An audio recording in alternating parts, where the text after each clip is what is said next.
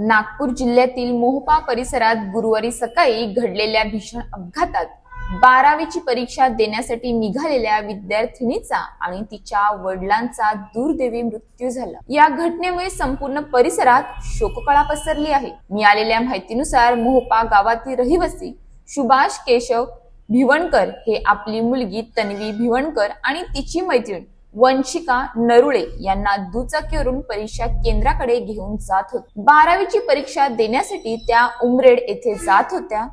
सकाळी 10:30च्या सुमारास Umred police station हद्दीतील MIDC पुलाजवळ विरुद्ध दिशेने येणाऱ्या भरधाव ट्रकने त्यांच्या दुचाकीला जोरदार धडक दिली।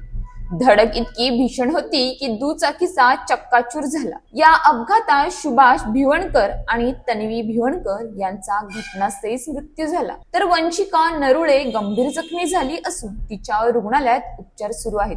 अपघातानंतर घटनास्थळी नागरिकांनी मोठी गर्दी जमली। संतप्त झालेल्या जमावाने ट्रक चालक प्रफुल्ल दशरथ भोयर याला पकडून मारहाण केली, तसेच ट्रकच्या केबिनला आग लावून संताप व्यक्त केला। परिस्थिती तणावपूर्ण झाल्याने पोलिसांनी तातडीने घटनास्थळी धाव घेतली।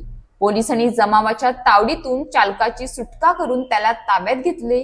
दरम्यान संतप्त जमावाने पोलीस वाहनांवर दगडफेक केल्याने काही सरकारी वाहनांचे नुकसान झाले। पोलिसांनी परिस्थिती नियंत्रणात आणत मृतदेह शवविच्छेदनासाठी पाठवले। या प्रकरणी ट्रक चालकाविरुद्ध गुन्हा दाखल करण्यात आला असून पुढील तपास सुरू आहे। 12वीच्या बोर्ड परीक्षेच्या पार्श्वभूमीवर घडलेल्या या हृदयद्रावक घटनेमुळे संपूर्ण मोहोपा गावात हळहळ व्यक्त केली जात आहे। करिअरच्या महत्त्वाच्या टप्प्यावर असलेल्या मुलीला साथ देण्यासाठी निघालेल्या वडिलांचा आणि मुलीचा असा दुर्दैवी अंत झाल्याने सर्वत्र शोक व्यक्त होत आहे।